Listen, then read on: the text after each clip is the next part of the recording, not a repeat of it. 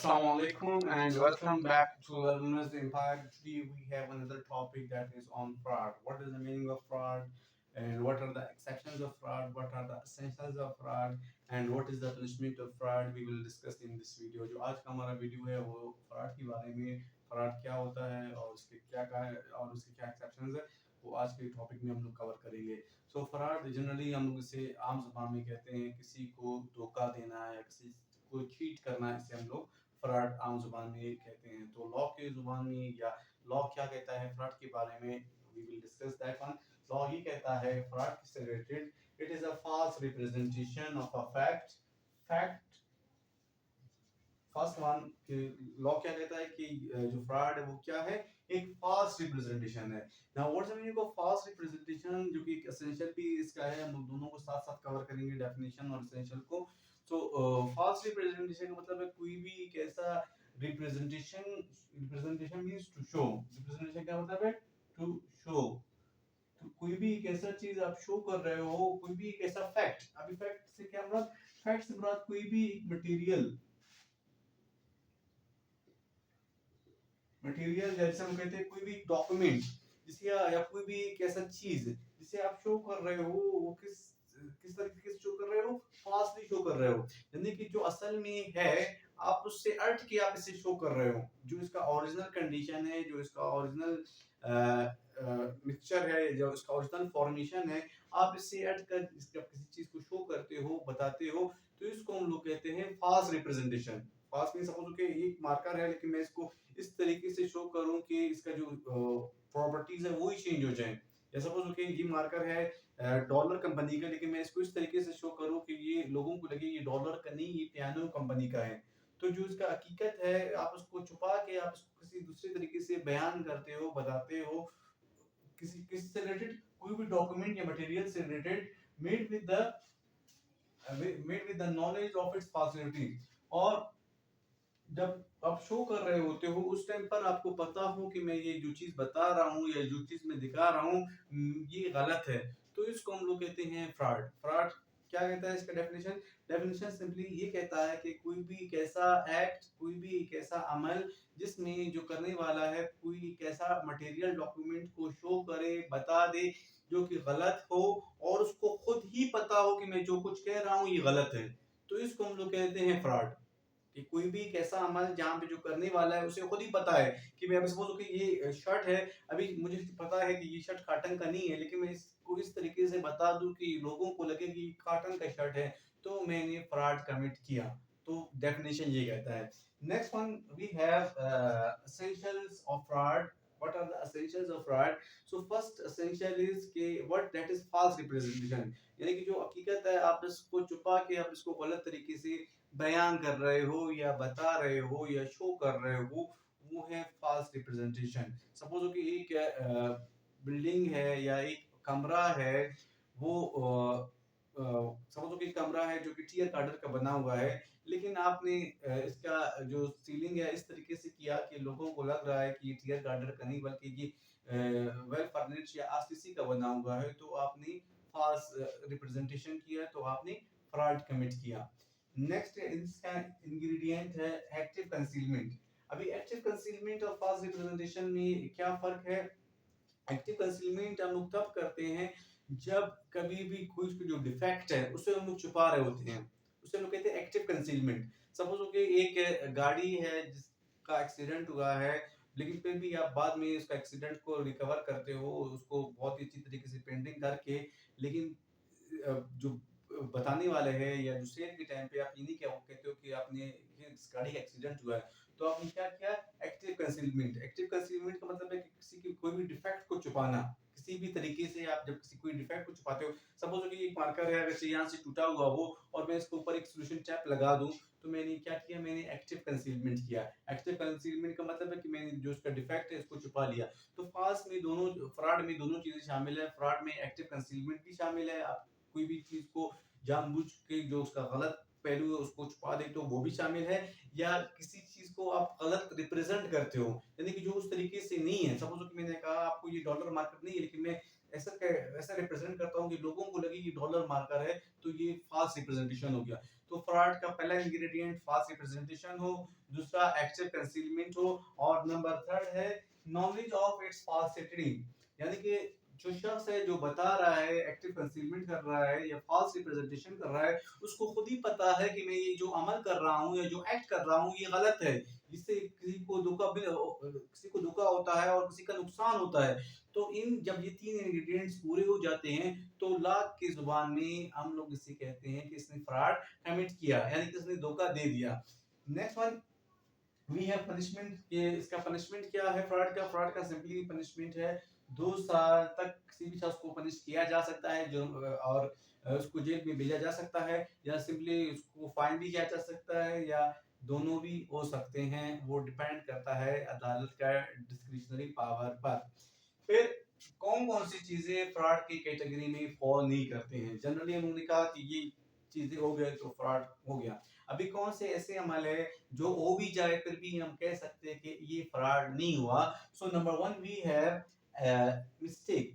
अगर से कोई भी शख्स बाय मिस्टेक कोई एक्सचेंज करता है, सपोज कि मेरे पास ब्लू मार्कर्स है, और सपोज कि मेरे पास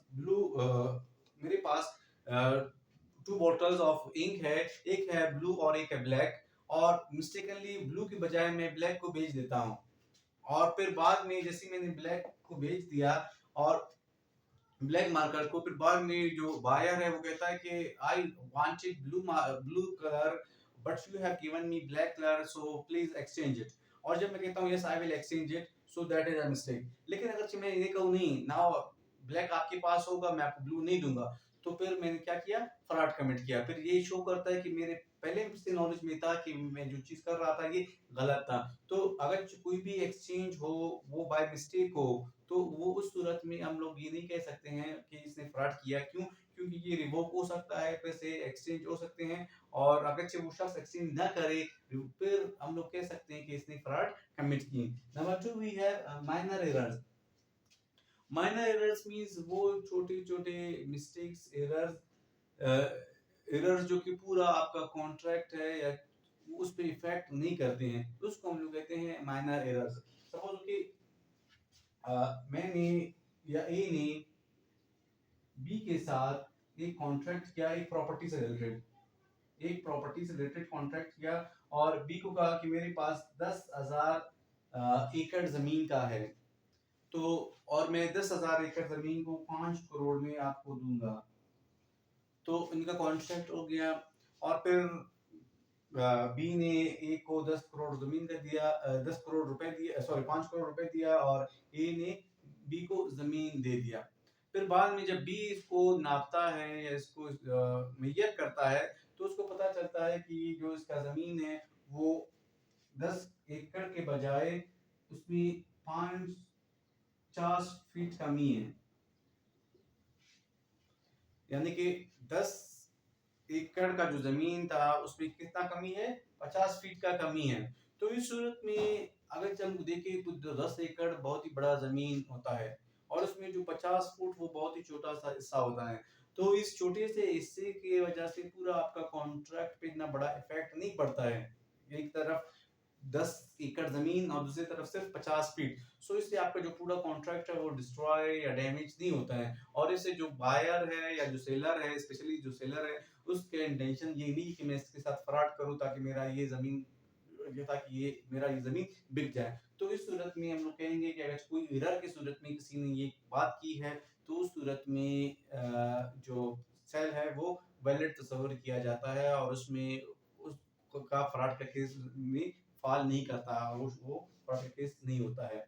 नंबर थर्ड भी है लैक ऑफ नॉलेज। अगर से कोई शख्स लैक ऑफ नॉलेज की बिना पे कोई चीज बाय करता है, स्पेशली सेल करता है, buyer must know the things, but here I am talking about seller, क्योंकि हम लोग फिर बाद में केस फाइल करेंगे सेलर के ऊपर। अगर से सेलर कोई एक ऐसा चीज बेचता है जो कि उसकी नॉलेज में नहीं था, और फिर बाद में जो बायर है वो ये कहे कि इसने फ्रॉड की, तो क्या इस सूरत में फ्रॉड हो सकता है या नहीं?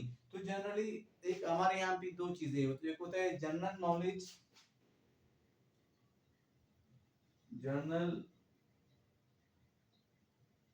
नॉलेज एक होता है स्पेशल नॉलेज। तो जो जनरल नॉलेज है या जो जनरल ऑब्जर्वेशन भी हम लोग उसको कह सकते हैं,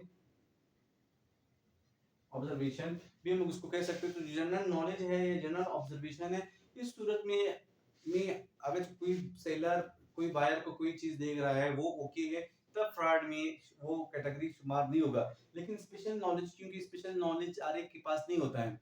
सपोज कि अभी मैं एक मार्कर, अभी एक शख्स आता है वो कहता है कि आप अपना ये मार्कर कितने का दोगे, हाँ what is the price, and I say to him just I want to sell this one on 20 rupees, और वो 20 रुपीज मुझे देता है और मैं इसको मार्कर देता हूँ। बाद में जब वो घर में जाता है और मार्कर को खोलता है तो जो इसका अंदर का स्पंज है वो नहीं होता है, और फिर वो ये कहता है कि आपने मेरे साथ फ्रॉड किया है, क्यों, क्योंकि मार्कर में स्पंज का होना मस्ट होता है लेकिन आपने ये नहीं किया था, तो you have committed fraud with me. लेकिन मैं ये कह सकता हूँ कि जब मुझे दिया गया इंस्टीट्यूशन की तरफ से, या जब मैंने खरीदा तो उस टाइम पर मैंने इसको ऐसे ही खरीदा और मैं इसको ऐसे ही इस्तेमाल कर रहा था, मुझे पता नहीं था कि इसका अंदर स्पंज है या नहीं। Lack of knowledge is not a fraud. जहाँ पे मेरा नॉलेज कम हो और मुझे जनरल जो मेरा नॉलेज है उसकी बिना पे मैं कोई बाय और से कर रहा हूँ, जहाँ पे मेरा स्पेशल नॉलेज का कोई भी ताल्लुक नहीं है, तो उस सूरत में जो जनरल नॉलेज है, जनरल ऑब्जर्वेशन के बेस पे जब आप बाय या सेल करोगे तो वो फ्रॉड के केस में शुमार नहीं होगा। Number 5 we have opinion. अगर कोई शख्स एक ओपिनियन देता है, सपोज कि ए और बी एक प्रॉपर्टी सेल कर रहे हैं, ए कह रहा है, ए बी को प्रॉपर्टी सेल कर रहा है 10 लाख का, और दरमियान में सी मौजूद है। सी ये कहता है कि ये जो 10 लाख का प्रॉपर्टी है ये असल में 15 लाख का प्रॉपर्टी है, लेकिन बी फायदे में है कि वो 10 लाख रुपए का ले रहा है इससे। तो इस सूरत में बी जब लेता है और फिर बाद में पता चलता है कि जो प्रॉपर्टी का असल वैल्यू है वो है 8 लाख रुपए, what is the real value, 8 lakh रुपए। तो इस सूरत में जो बी है वो सी के खिलाफ केस फाइल नहीं कर सकता, क्यों, क्योंकि सी ने एक ओपिनियन दिया। अभी opinion can be positive, it can be negative. So उस सूरत में on the basis of opinion आप बाय सेल नहीं कर सकते हो। अगर आपने बाय सेल किया तो then you are responsible, not the person who is giving opinion. अगर यहाँ पे ये ए कहता था तब फ्रॉड हो सकता था, लेकिन सी ने कहा है तो सी की सूरत में फ्रॉड नहीं होगा। Then next one, number last भी है पुफिंग। पुफिंग को हम लोग कहते हैं प्रमोशन।